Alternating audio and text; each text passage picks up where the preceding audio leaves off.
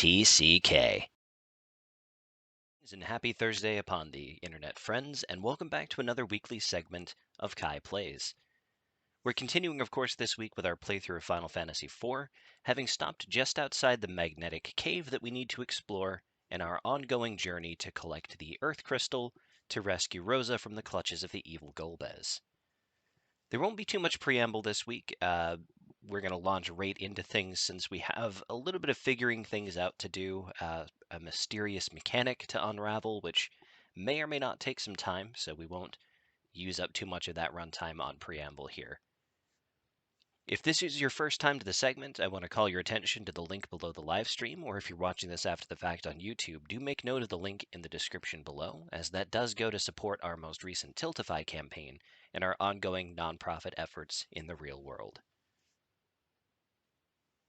Without any further ado, let's go ahead and just jump over to our game feed here. Now, as you can see, I really haven't moved any from where we landed last week. There was a little bit of leveling that happened on the side, but really not a whole lot of it. The game has a tendency to cycle through party members, and since I don't know exactly how long Cid is going to be with us, I didn't devote a whole lot of time into getting him caught up. If the worst should come to it, I believe he was something like 30 battles of XP within range of the rest of the party, so I don't think that will take too much effort to get him to where the rest of them are. But with that being said, it's time for us to figure out exactly what's waiting for us in the cave to come.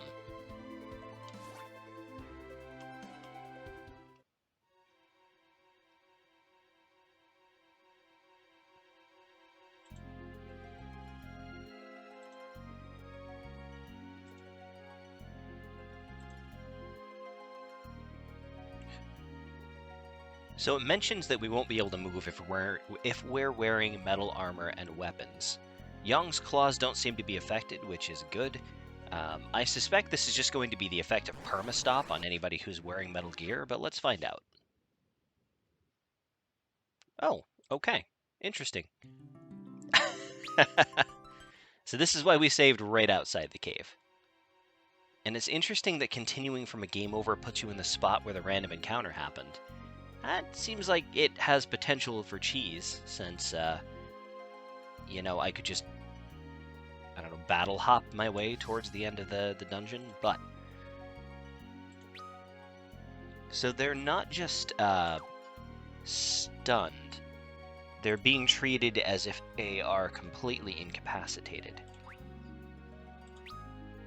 Let's give Tella a ruby ring and see if that removes the effect from him. Yes, okay, so the armlet was what was doing it. And since we know that the claws aren't affected, let's go with a ruby ring for Young as well. Cid's weapon is made of wood, so that leaves him able to attack even if he's not wearing anything. We don't really have to remove much equipment for him to be fully functional. That just leaves us with the issue of what to do with Cecil.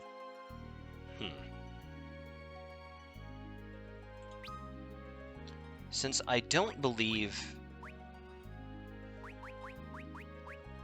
he has any option for having a weapon if he is equipped with anything, let's start by removing the lustrous items. Yeah, that's as I suspected. His weapon itself, being made of metal, precludes him from being able to take any action while he has really any equipment on.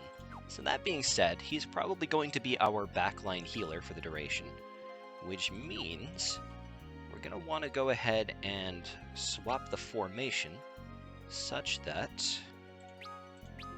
Cecil's in the back row. Let's put Young at the front. Shift Cid up just for OCD. There we go. BEA, beautiful. So with that being said, let's switch to... Cecil will simply defend for the time being. We'll just have Young and Cid in attack mode. And we'll see what happens from there.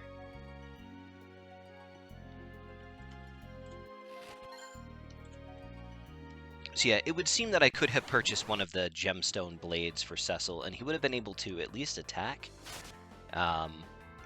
Although he would have had to do so without the use of his armor. Instead, I've got him relegated to a very tanky healer position with 111 MP. He'll probably be alright. That means we can reserve Tella's MP for purely offense.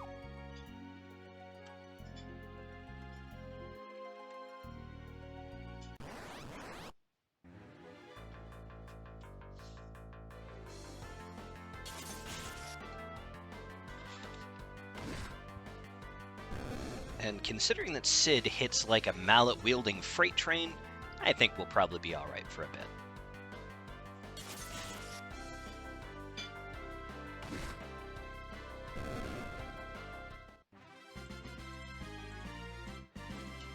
And the other reason I didn't spend a lot of time leveling Sid is I suspect he'll be gaining a few levels on our path through this cave anyway.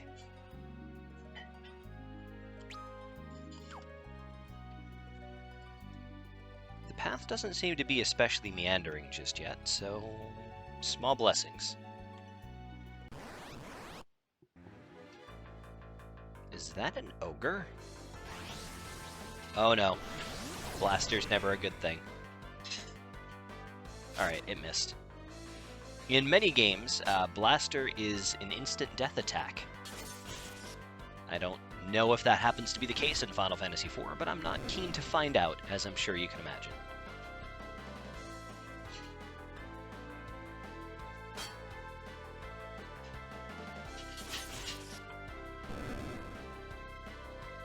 Now, while we are conserving MP on our trek through the cave, the downside, or the trade-off, I guess you could say, is that the battles will take a little bit longer as we go, as I want to make sure that Tella has enough MP to remain useful if there's a boss waiting for us at the end of this cave, which it sounds like there might be, since there seems to be a dark elf that has stolen the Earth Crystal. We're getting a lot of unicorn horns, and I don't remember what they do.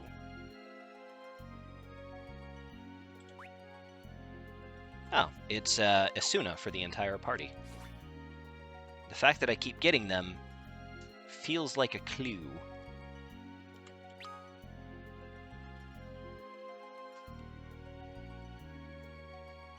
You know what? We have 99% of this map filled in, and I think it's literally the 1% is the sliver to the left of the entrance, and I really don't feel like going back for that. We'll probably have to walk back out anyway.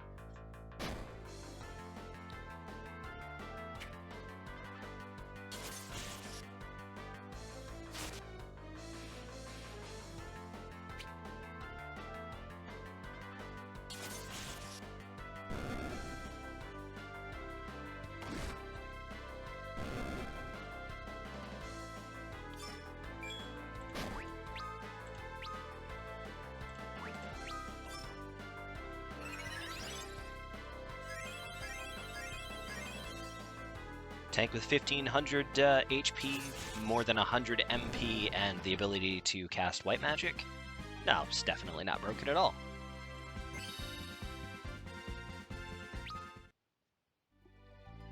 Creeping up on level 30 with a few of these guys.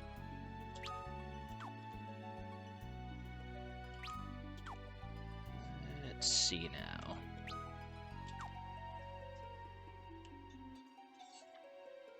I must say, being able to quickly check the map, super nice touch.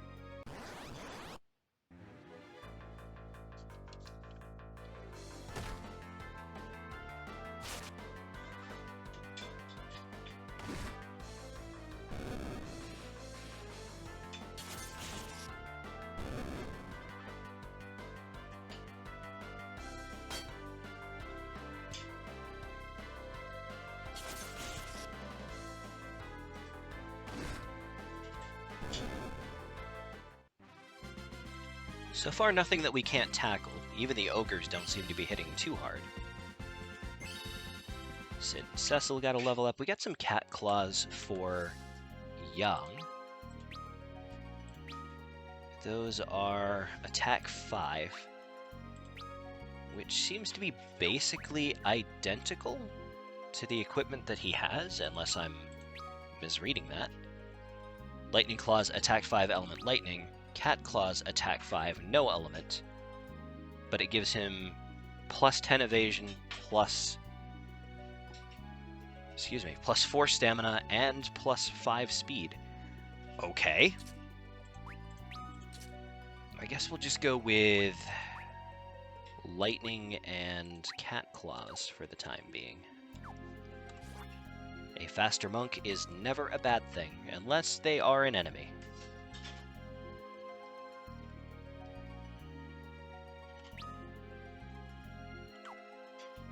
Okay, so there's an exit to the north.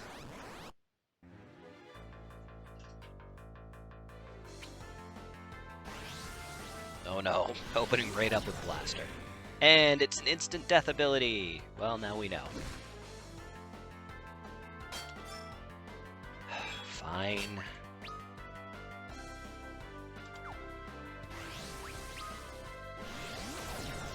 Oh, we're just gonna spam Blaster now. Okay.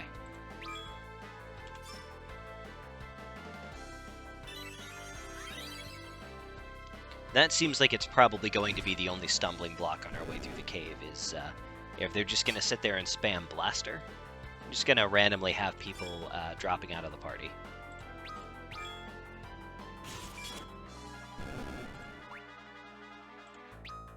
Let's go with a gold needle, if I can find it. There it is. Use that on Cecil.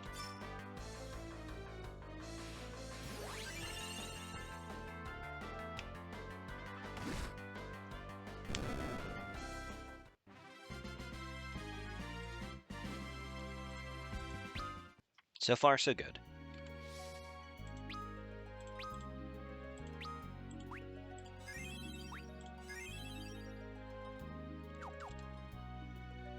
Keep on trucking. Got any goodies over here? Another exit. Okay. We do have to backtrack a little bit because there's a whole bridge I didn't explore.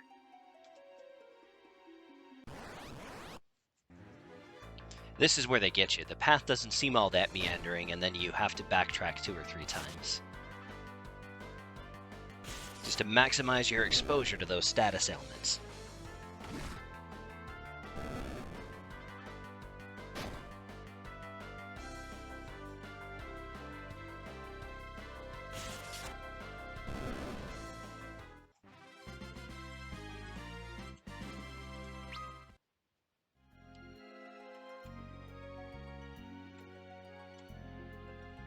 Is over here.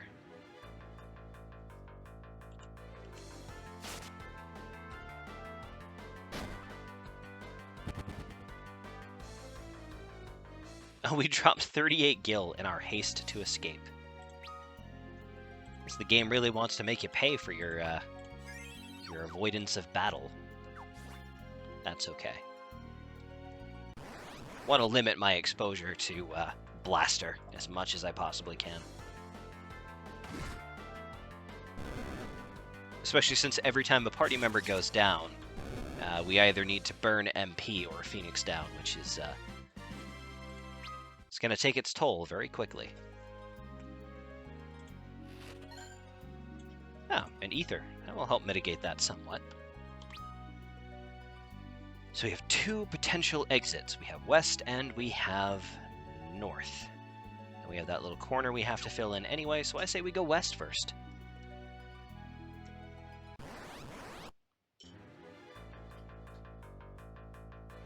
Actually, thinking about it, just pondering for a moment while we fight our way through this encounter, typically, the exit the furthest away from your entrance continues the path, and the one closest to your entrance contains treasure and or a dead end. Let's roll the dice with the one closest to us. We want to make sure we don't miss any goodies in here.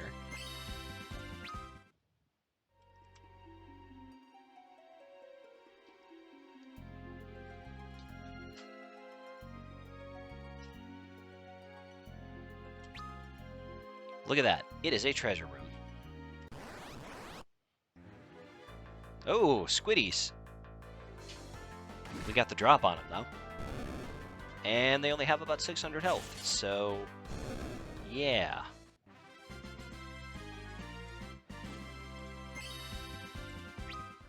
Now, the flare-type enemies, depending on the installment in the Final Fantasy franchise, have a tendency to have really pain-in-the-butt abilities, like casting Confuse, sometimes on the entire party, because that's fair.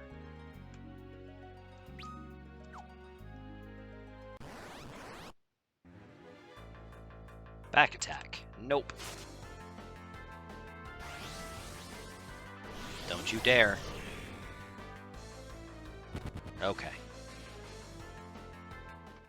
The thing with a back attack with curls like that is that you need to spend a turn rearranging your entire party. And the longer that fight drags on, the greater the danger that somebody's going to get splooted with Blaster. How are we missing part of the map? Oh, okay. Vampire Fangs. Alright.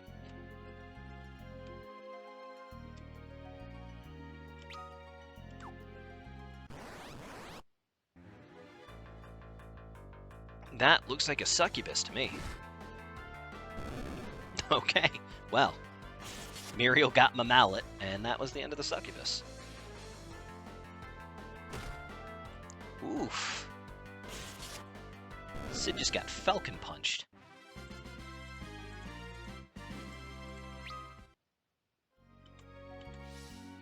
Do a little damage control.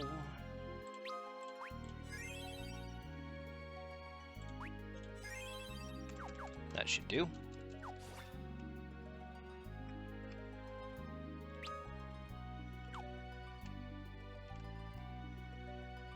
Ah, the save chamber.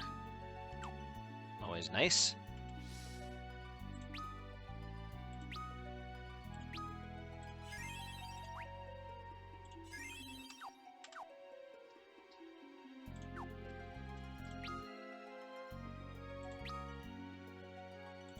It's always kind of interesting to me that in the pause menu, Cecil's running commentary on the current situation.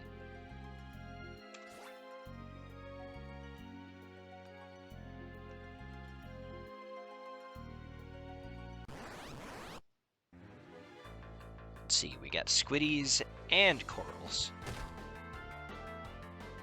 Sometimes they're straight up called mind flares, sometimes they're pneuma flares, sometimes they're psyche flares, sometimes they're just called squids. I believe one of the variants in Final Fantasy Tactics is referred to as the Squid Racken, because, yeah. Some of them literally only do tentacle attacks, but some of them have real nasty status effects.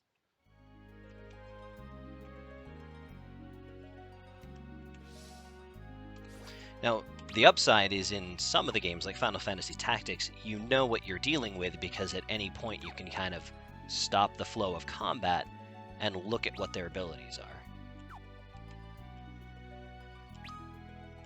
Ooh, more treasure. Got some high potions, some spider silk, and a bronze hourglass.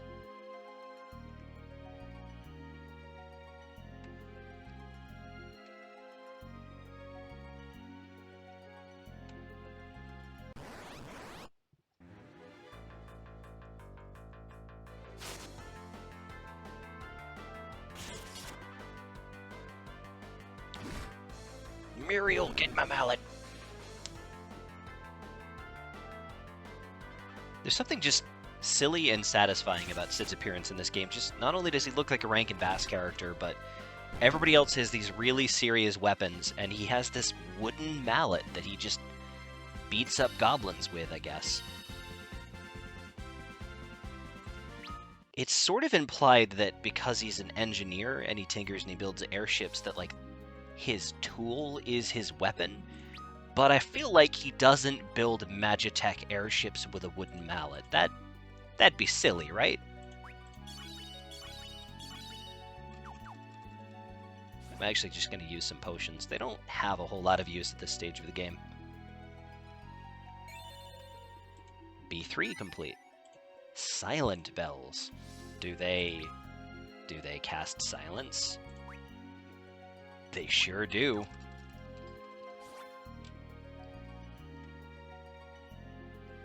Treasure! Fairy Claws. Ooh. May inflict confuse status. Okay. I don't think I really am reliant on it for inflicting confuse, but it is nice to get to some unaspected damage, kind of veering away from the lightning and the ice. As much as I love inflicting elemental damage, if that's your only means of inflicting damage, you do start to run into issues when you run into things that are immune to them.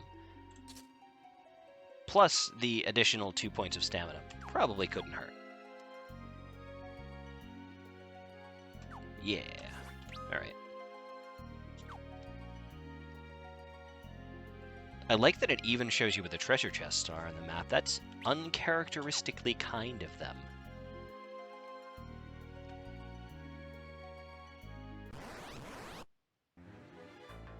I'm gonna see how much damage Yang does now.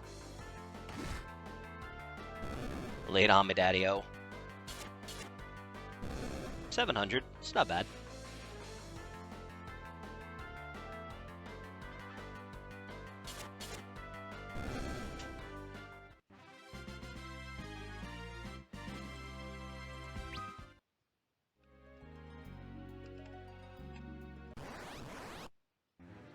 Come on, guys.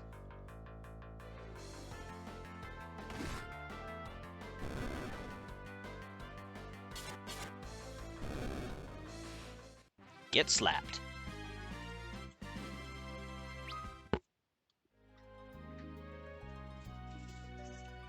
Alright, what do we got to work with here? North sure looks like a pathway made out of bone torches, so seems pretty indicative of a boss chamber, so let's go this way first. Vampire bats. Real vampire bats. Blood feast. I really feel like dealing with a back attack right now.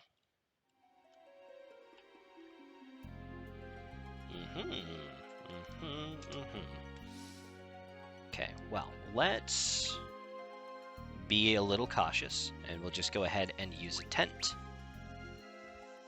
It's not like we're hurting for supplies right now.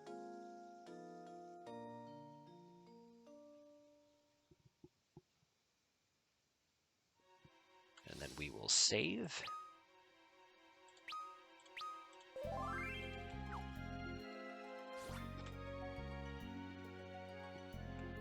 Now, it occurs to me that at this juncture, I'm not sure if auto potion in this game works similar to the Final Fantasy Tactics variant, in that it will use the lowest variety of potion that you have first, or the most appropriate for the amount of health missing. Probably not the second one. Auto potion is never usually that well implemented. We seem to be missing a portion of the map, but I'm not clear on... Oh. I stand corrected. Since this does rather look like a boss chamber, why don't we find out? Let's give Cecil his auto potion command back.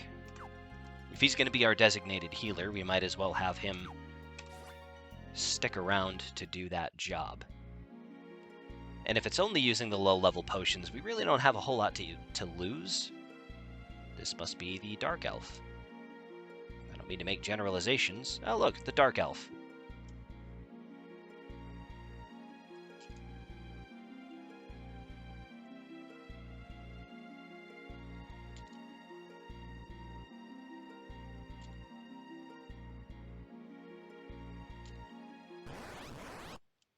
Okay. It is implied he is going to be casting some spells on us. Let's start just by wailing on him the normal way, and we'll find out what happens. 52 damage, okay. 55 damage. Not ideal. Does Cecil know Libra? He does. Let's start with that then, before we go much further. Couldn't analyze. Alright. Don't know what he does yet. So... Cecil and Sid should defend. And let's start probing his defenses. have you cover Tella. Fired at 124 damage.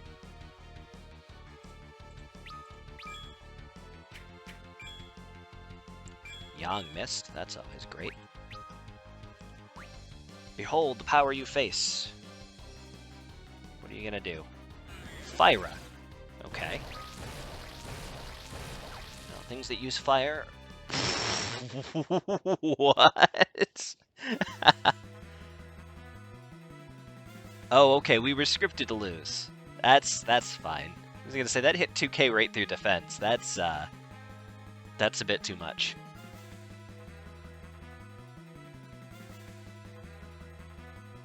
They're in danger.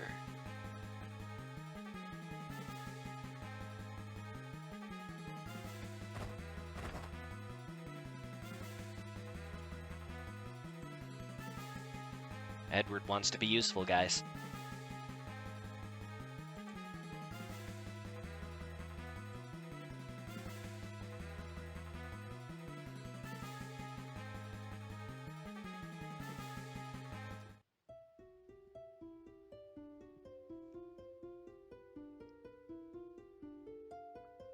The sound of Edward's harp began to resonate from the whisperweed.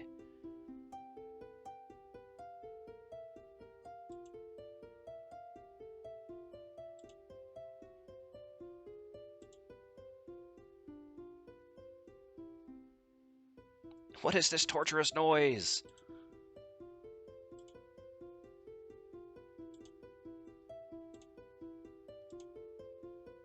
Are you gonna let me change my equipment before you throw me back into battle? You are. Cool. And it full healed me. Nice.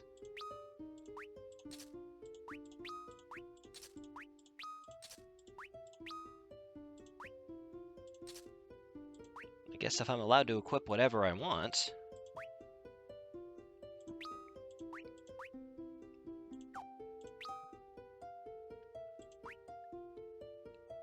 I'm actually not gonna chance anything with the rest of the party. In case it, like, partway through the battle, that magnetic field comes back, I'd rather it not take out everybody and just insta-game over us. Wait, what does Cecil have to say? Ah, my sword is free again. Hang on, hang on. Let's get the party back in formation before we leap into action here. Much better.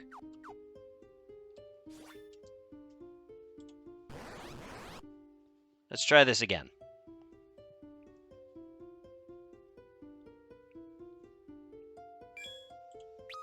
Take him down, Cecil. 600 damage. Fyra. Is that going to do another 2,000 damage? Not this time. Well, that's good. Cecil's just going to use weak potions. That's fine. 500 damage. Beautiful. Let's try hitting him with a Blizzara, since he used Fyra. See if he is indeed weak to the opposing element, as one might expect.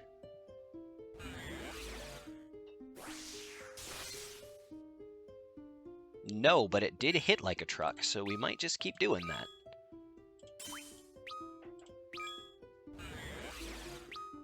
Thundara. So he can cast multiple elements. Okay. Why don't we head with a good old Blizzaga? Since we know that ice does at least neutral damage. Yang can slap him with a focus empowered attack.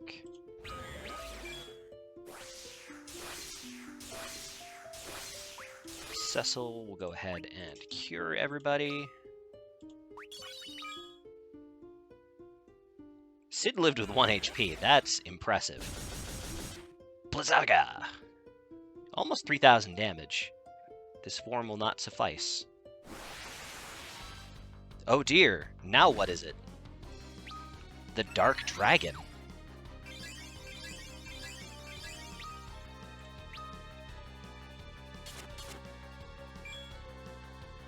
Alright. Let us use cure for everybody. Cecil can keep wailing on him.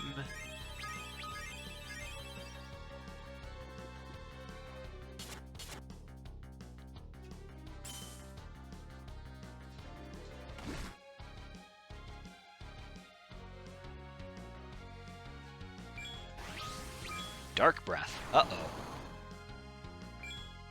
Oh, dear.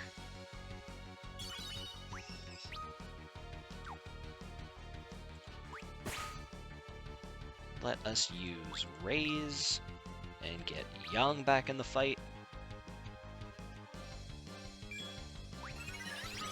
Cecil can cover Tella.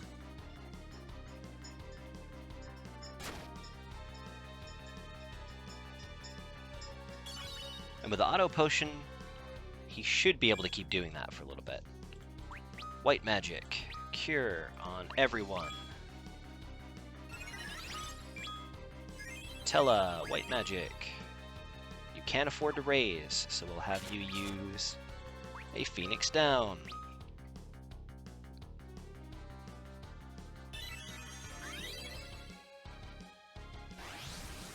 Oh, another Dark Breath. Okay. I see where this is going. Alright.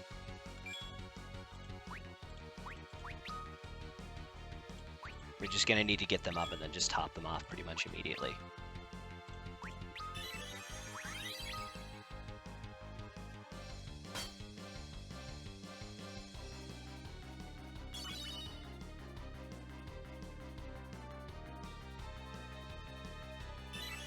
Honestly, Auto Potion seems a lot more useful for Cecil right now.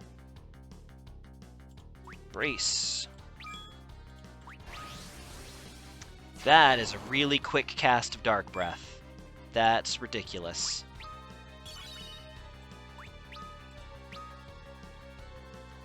That's every other turn. That's too much.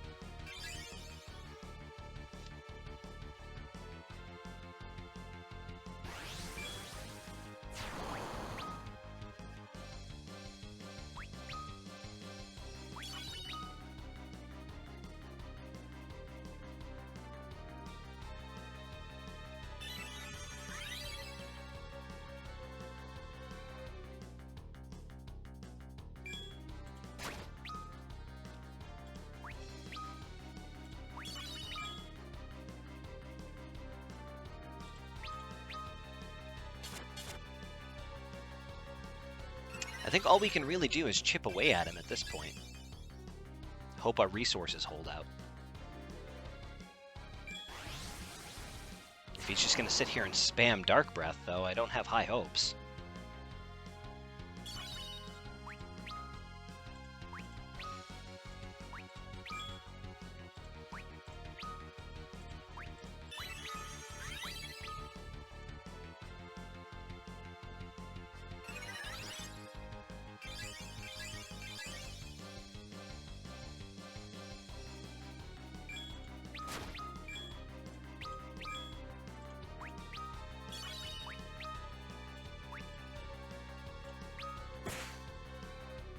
I feel like it's not going to be worth it to try to keep Tella alive.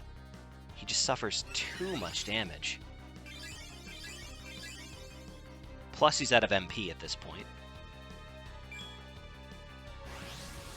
Dark Breath.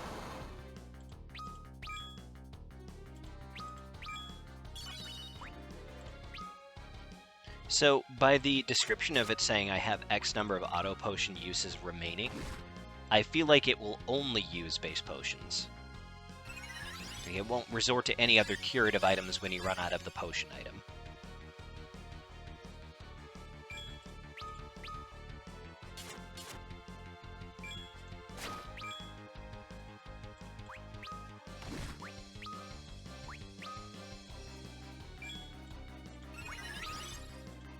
Let's have Young Brace, just in case.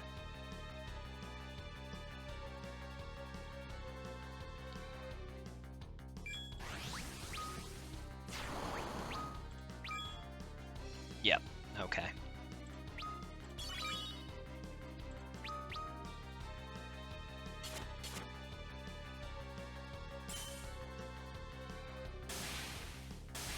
Alright, it was a whole lot of just stand and deliver, but we managed to chop through him. That Dark Breath is ridiculous.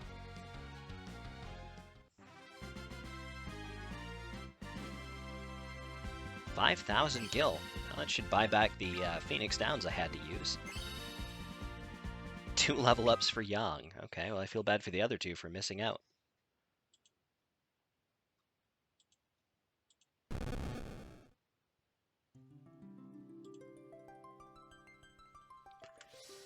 Okay. Cecil still doesn't know Raise, does he? No, he does not. Well, let's go tag the crystal first and see if it's going to offer us a full heal. Obtain the Earth Crystal!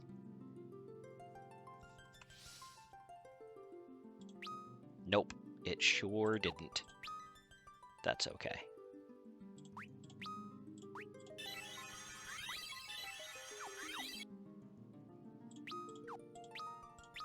Get everybody topped off.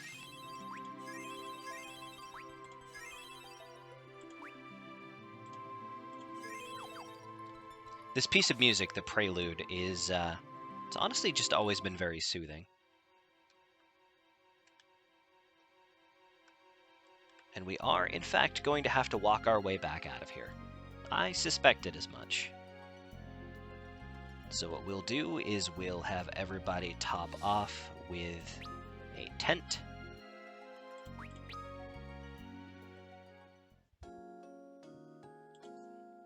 Now, on the way out, we don't have to conserve as much MP as we did on the way in, since the boss was always going to be an unknown quantity. But we do know what we have in store for us on the way out. So with that being said, we don't need Tella to sit here and defend. We can have him just chip away, whoops, with some fire magic. And we don't need Cecil spamming defend either, now that there's no longer a magnetic field being maintained. Which means we can also give those silver armlets back to those who need them.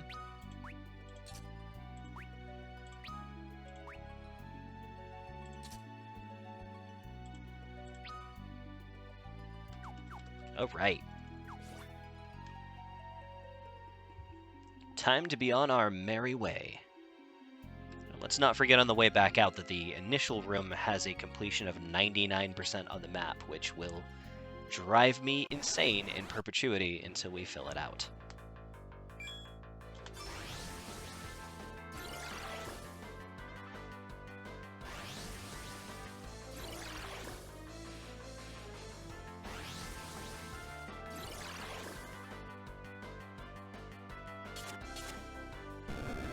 $1,000 damage on these bats. That's crazy talk.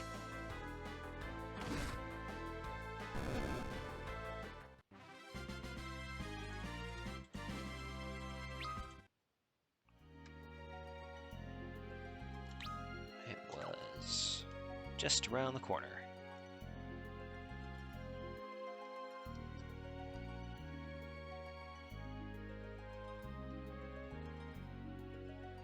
Now, I do believe the teleport spell will actually let you teleport all the way out of the dungeon, but not only do we have a map to fill in, honestly, we're going to need to recoup some of the gil that it cost us just to get through here.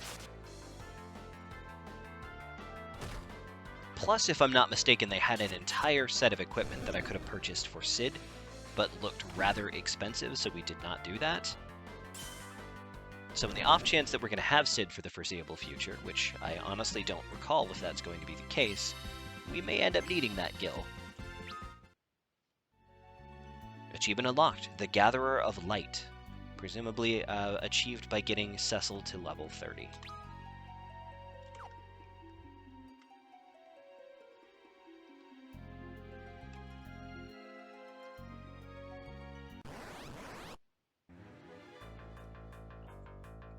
Love me some preemptive strikes, man.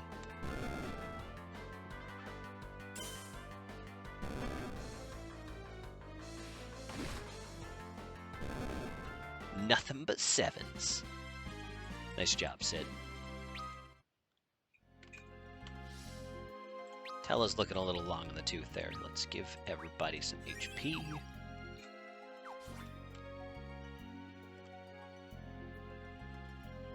Which way was it? East and then south, right.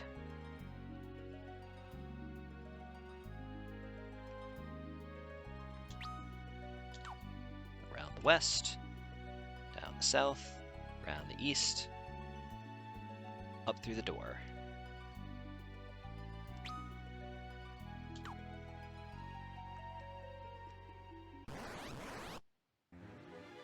Triple ogres, what does it mean?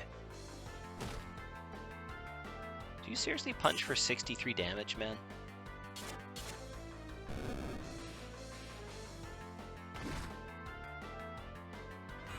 I guess I just feel like the ogre subtype of enemies in the early Final Fantasy games typically hit like a bus. So the paltry 65 damage is honestly perplexing. 170 on Tella though, so maybe just our equipment and defense is high enough that they don't seem like so much of a threat.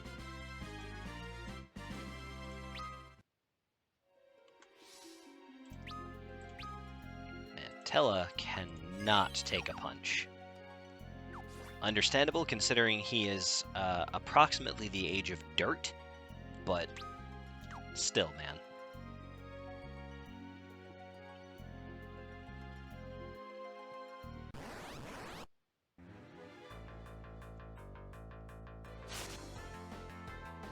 It's good that we've got Sid up over 1,000 HP now.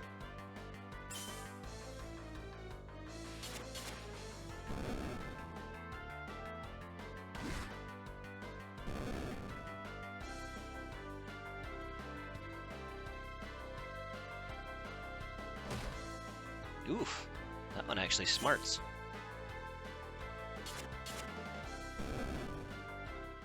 It is interesting to me that everything, well, just about everything, seems to be weak to the Mythgraven blade in here. I'm not really sure. I'm guessing the Mythgraven blade is considered the holy element. Huh. There we go.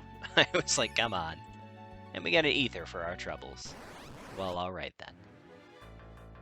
Yeah, so these must be, the ogres themselves must be of the dark alignment, so they're weak to the Mythgraven blade. Ooh. Actually got that confused proc. Not that it matters, but we got one.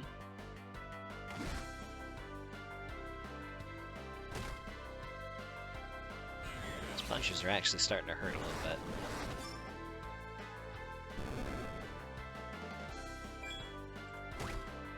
Let's just take a second to just top everybody off.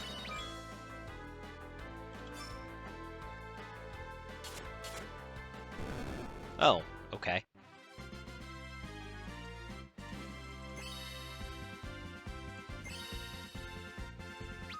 I also forgot to take off Auto Potion. Suppose it doesn't matter now that I no longer have any regular potions, but oh, you know what? That's interesting. I didn't actually see that that was an option. So in battle commands, your menu looks like this, and you can set to it, you know, a number of other things. And I thought it was weird that they would give you the ability to tag items, even though you already have items on here. But you can set, it looks like, a specific item as like a quick option on your menu. So if you need really quick access to you know, a particular curative or utility ability, you can throw it right on there, which honestly I might do.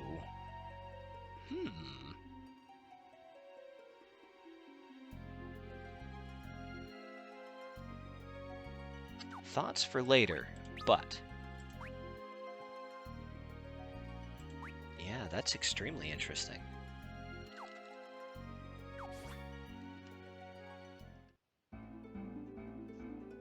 Alright, let us save our progress. Completed the lodestone cavern and returned to the overworld. We have the Earth Crystal, which was Golbez's demand in exchange for Rosa. I didn't do that, by the way. The Black Chocobo just returned us to the Chocobo Village. That being said... Gotcha. I don't really feel like walking back down there. So yeah, the question is, do we think Golbez will hold up his end of the bargain? And while we're at it, what do we suppose we'll get for our troubles from returning the Earth Crystal to the kingdom here? I mean, they'll lend it to us, obviously, but what else do we get for our trouble?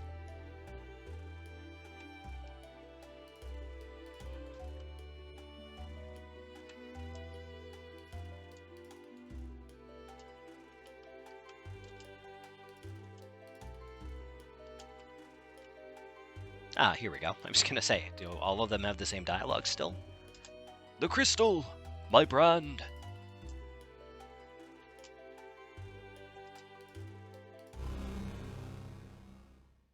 Ooh, ominous. You know it's bad when the screen turns purple.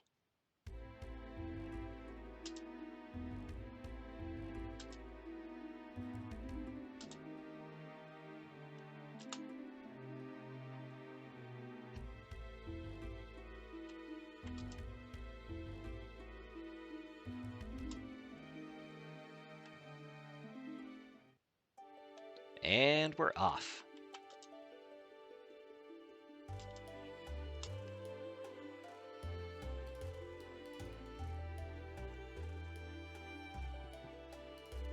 Kane, being aware that we now have the crystal, has told us to board our airship and he'll take us to where Rosa is being held. And he mentioned a tower. Does that ring any bells? The Red Wings of Baron approach.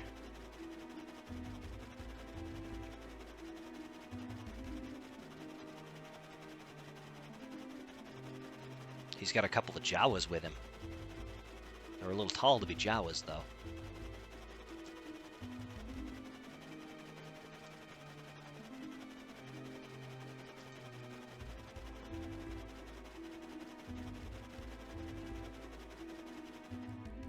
The Tower of Zot.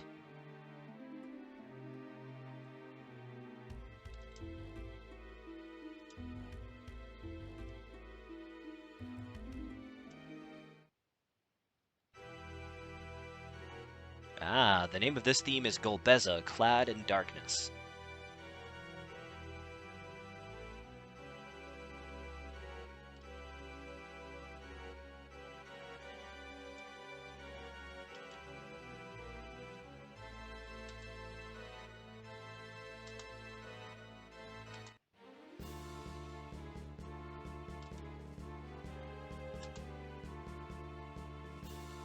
The Tower of Zot, first floor. Oh, what is this? Oh, it's an exit.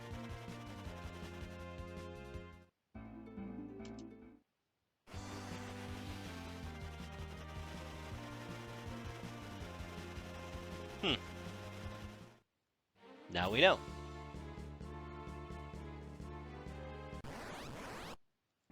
What awaits us here? Oh, are those flans? Purple Bavaroy. Wow, they just beat Tella to a pulp right there. They don't seem to take any physical damage. It's not an encouraging sign. How about fire? That seems to have done something. Whoops. That's a misclick. Oh, but it targeted Tella anyway, so okay.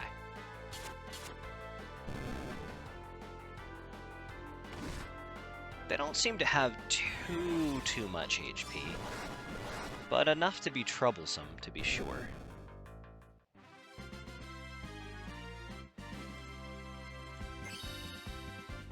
So they take neutral damage from fire magic.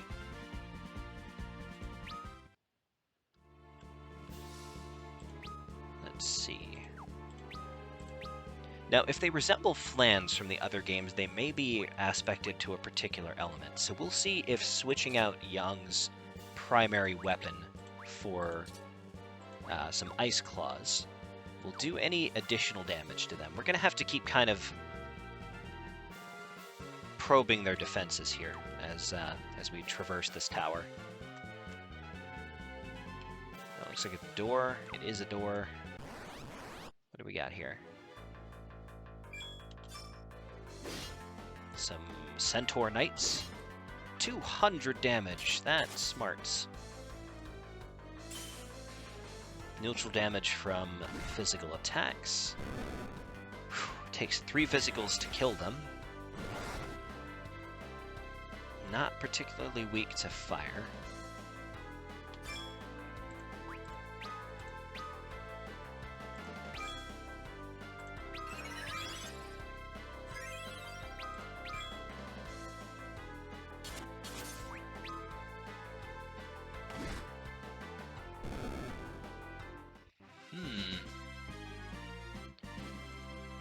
Does seem to have jumped just a little bit in terms of difficulty for this area here.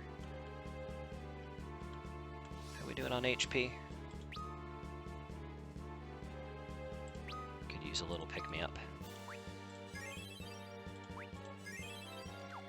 Moving on.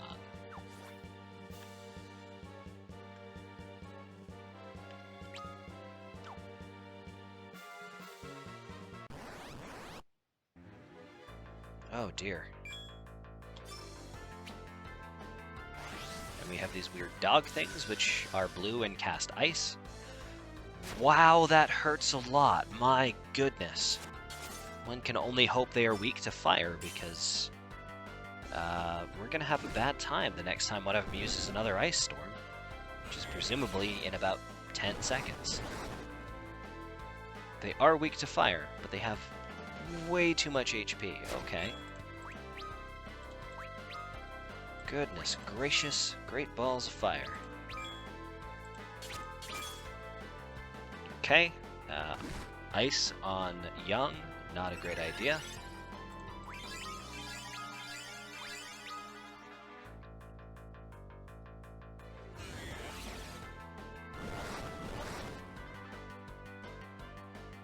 They're taking 300 damage from fire even though they are weak to it. My god!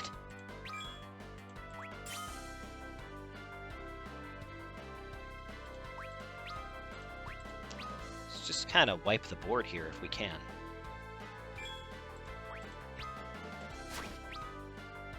Which we can't. Okay, well...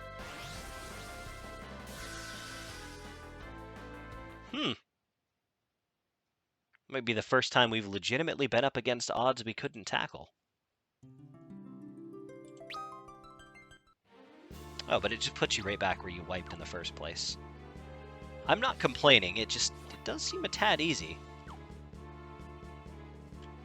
We're going to explore the rest of this floor, at least during tonight's segment, and see if we can learn a little bit more about what we're up against, because I haven't got a clue. Those use blizzard magic.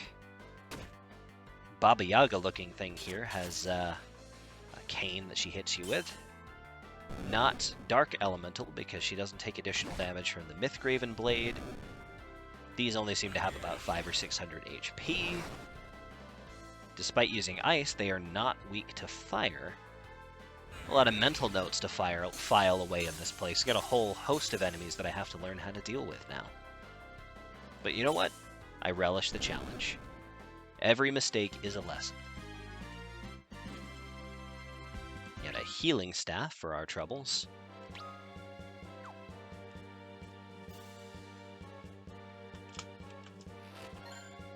Some flame mail. Ooh, let's see.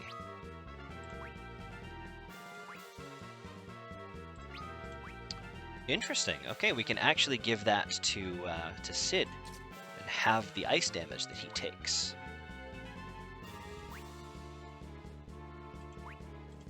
We could give it to Cecil, I imagine, but honestly, he's kind of tanky enough that ice wasn't messing with his day too much. But Sid could not take the beating. Not in his paltry iron armor.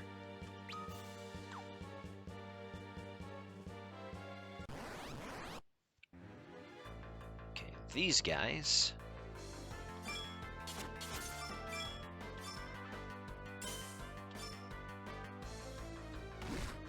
We know we can take them down in 2 or 3 physical attacks. We know they don't take any more than neutral damage from fire. I kind of would like to test if they do have an elemental alignment.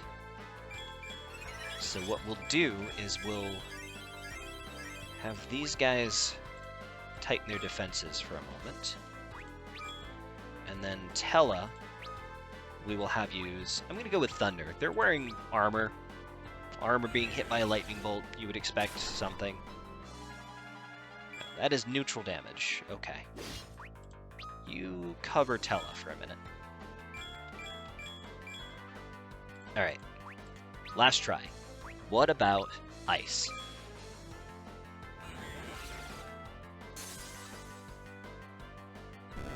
Neutral damage. So we know that the centaurs don't have any elemental alignments, and they take about 3-ish hits to kill because they've got roughly 1500 HP.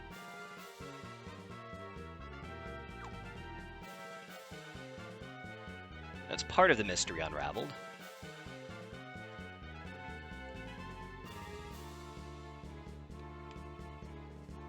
So what we'll do for now is we're going to make a resupply run back to the village of Troya. Make sure that we have plenty of stuff before we tackle our next leg of the journey in the Tower of Zot. Because, my goodness, that was intense.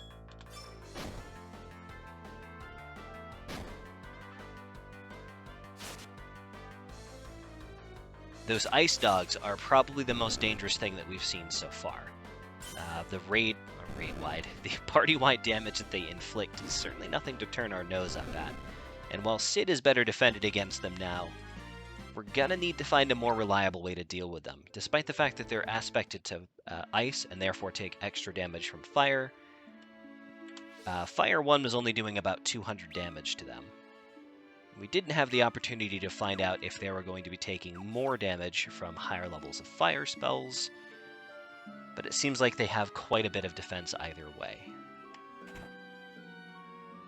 Stop in at the item shop here.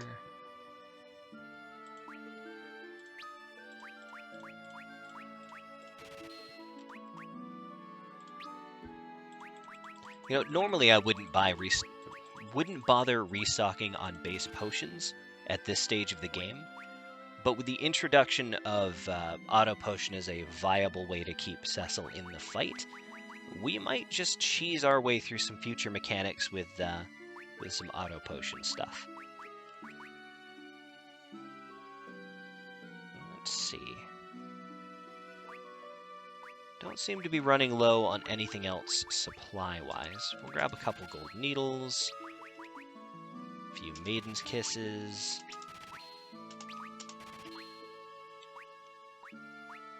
That's about all we could really hope for item-wise. I don't really tend to use a lot all in one go.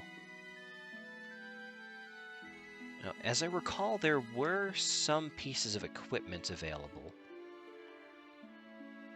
Might be worth comparative shopping for Sid while we're here. What was this? Oh, free high potion. I certainly won't complain about that. Even more high potions. Okay then.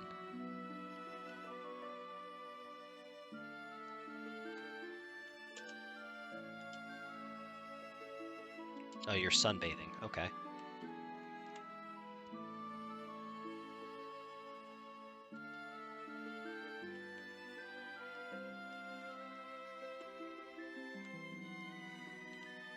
Where, oh where was that equipment shop?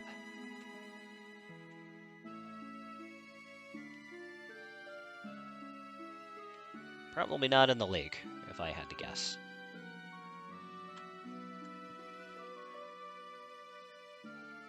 There it was.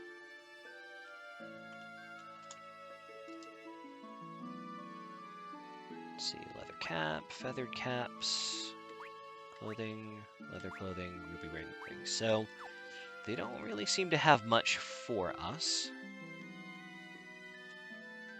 Oh, it wasn't Troya where we found that item shop. I believe it was on this little island over here.